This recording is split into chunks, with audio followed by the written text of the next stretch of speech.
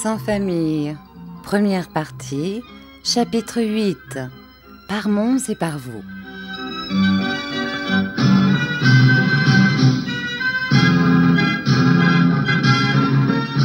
Nous avions parcouru une partie du midi de la France, l'Auvergne, le Velay, le Vivarais, le Quercy, le Rouergue, les Cévennes, le Languedoc. Notre façon de voyager était des plus simples.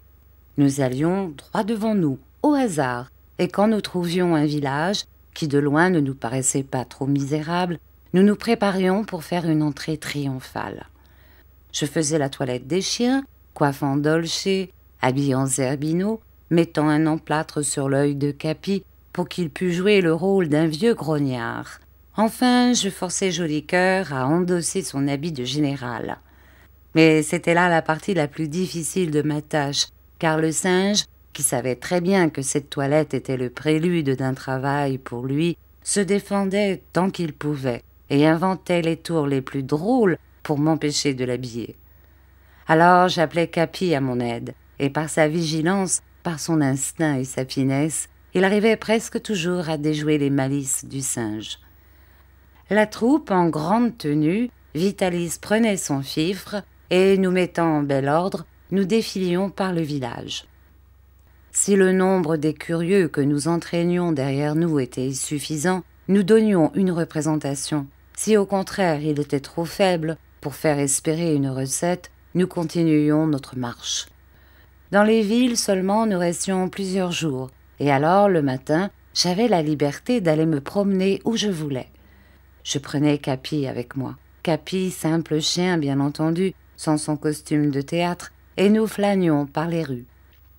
Vitalis, qui d'ordinaire me tenait étroitement près de lui, pour cela me mettait volontiers la bride sur le cou. « Puisque le hasard, me disait-il, te fait parcourir la France à un âge où les enfants sont généralement à l'école ou au collège, ouvre les yeux, regarde et apprends. Quand tu seras embarrassé, quand tu verras quelque chose que tu ne comprends pas, si tu as des questions à me faire, adresse-les-moi sans peur. Peut-être ne pourrai-je pas toujours te répondre, car je n'ai pas la prétention de tout connaître, mais peut-être aussi me sera-t-il possible de satisfaire parfois ta curiosité.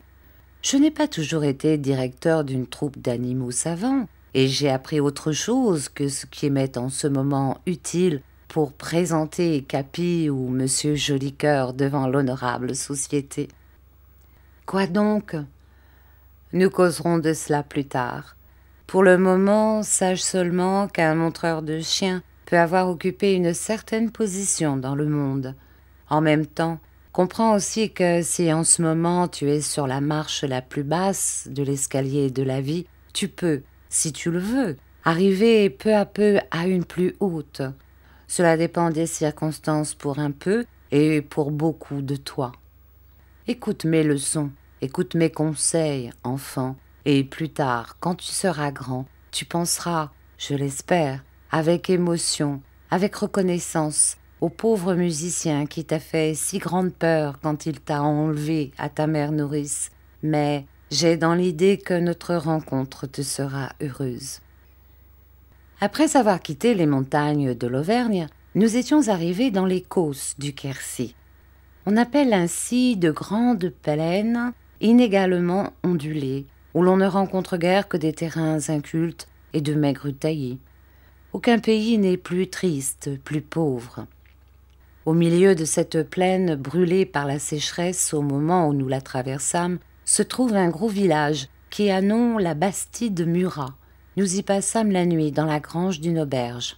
« C'est ici, me dit Vitalis, en causant le soir avant de nous coucher, c'est ici, dans ce pays, et probablement dans cette auberge, qu'est né un homme qui a fait tuer des milliers de soldats, et qui, ayant commencé la vie par être garçon d'écurie, est devenu prince et roi.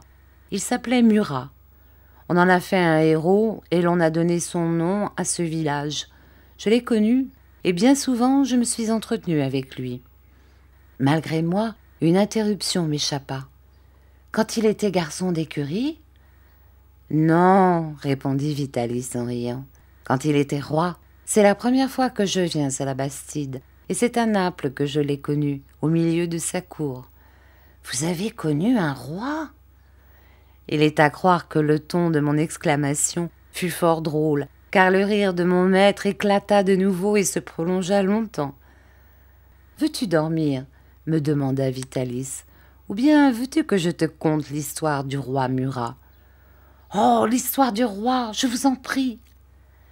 Alors il me raconta tout au long cette histoire, et pendant plusieurs heures, nous restâmes sur notre banc, lui parlant, moi les yeux attachés sur son visage que la lune éclairait de sa pâle lumière.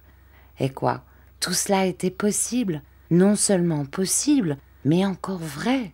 Mon maître avait vu tant de choses.